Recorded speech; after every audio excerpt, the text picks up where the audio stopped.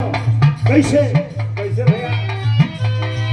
लाख के हुकारी भाले, लाख के हुकारी भाले के तनो जतनवा हई की नवाना।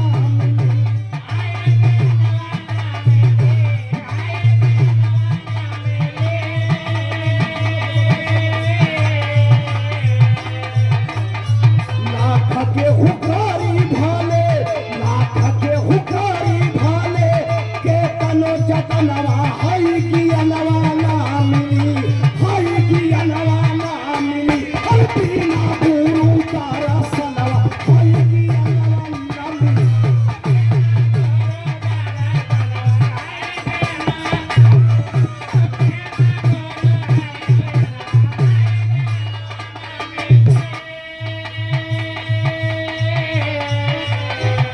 गीत बता रहल बा, लाख के हुकारी भले केतनो जतनवा ई ज्ञानवा ना मिली।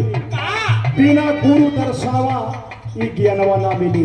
चाहे कला क्षेत्र हो, चाहे शिक्षा का क्षेत्र हो, चाहे कोई भी क्षेत्र हो, बिना गुरु का कभी ज्ञान किसी को मिला नहीं है, न मिलेगा बाबू। क्या बात है? इसलिए कहना है प्रमाण मिला है। जैसे भगवान राम को भी गुरु करना पड़ा, देव के देव महादेव बाबा भोलेनाथ को भी गुरु करना पड़ा, और कृष्ण को भी गुरु करना पड़ा, सबको जो कि गुरु करना पड़ा है। इसलिए कहना है भोला भगवान से भी, भोला भगवान से भी गुरु जी महान हो।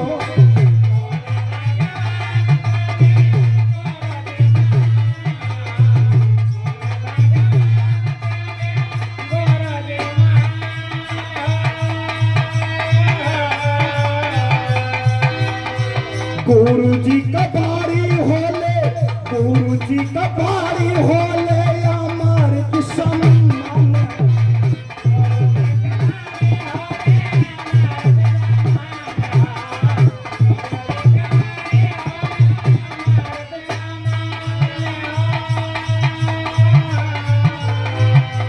गुरु की निकली हुई बारी कभी जो कि खाली नहीं जाती है। अगर शिष्य सही का आज्ञाकारी है, उसके अंदर भक्ति है, गुरु के प्रति लगन है, वो मंजिल की जरूर उसकी कदम चुमेगी। लेकिन सच्ची भक्ति होनी चाहिए, गुरु के प्रति सच्ची लगन होनी चाहिए। कभी भी निखट हो कैसे मथुरा प्रयाग काशी, मथुरा प्रयाग काशी, चाहे चारों भमरा हाई।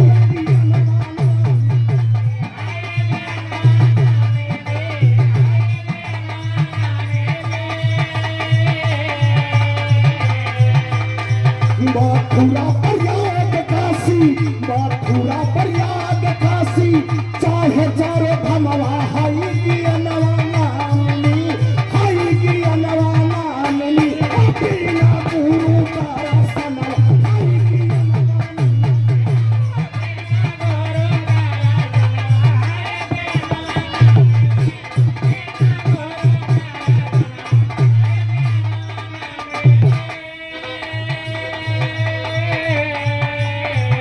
आप भले मथुरा चले जाइए, काशी चले जाइए, किसी मंदिर मस्जिद में चले जाइए, समय को देखते हुए भैया। लास्ट लाइन ज्ञान, ज्ञान मिलने वाला भैया इंपोर्टेंट लाइन है। ज्ञान मिलने वाला नहीं है, किसी मंदिर मस्जिद में चले जाइए बात सही है भैया। और गुरु की शरण में जाएंगे तो ज्ञान की ज्योति ही ज्योति मिल जाएगी। क्या बात है? इसलिए आखिरी लाइन में कहना हुआ है, बहुत सुंदर, बहुत सुंदर।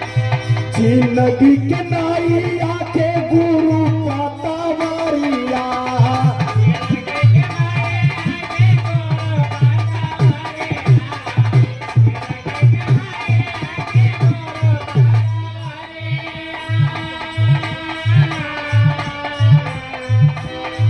गुरु के कृपा से जाके, गुरु के कृपा से जाके लग जाने की नारी।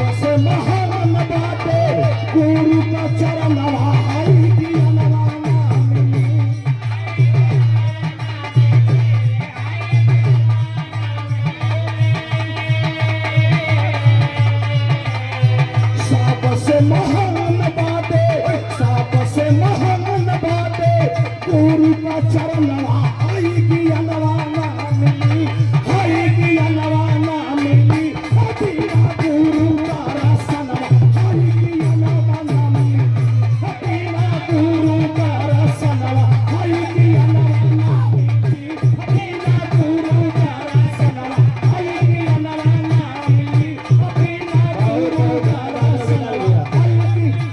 राम समझ भगवान की। और अब समय 2 मिनट, हरिलाल चौहान और विजय बहादुर जी, समय 2-2 मिनट, जल्दी कीजिए, समय 2-2 मिनट से बेसी नहीं, यह चाहिए 2 मिनट का समय। दिनेश भाई स्वर देता, स्वर देता। देखिए सबको सबसे पहले बिना भूमिका के आइए। इस सम्मानित मंच को प्रणाम करते हुए मेरी गीत प्रारंभ हो रही है, गौर करेंगे। मैं गायक विजय बहादुर राजभरी दारा से आप लोगों का सम्मान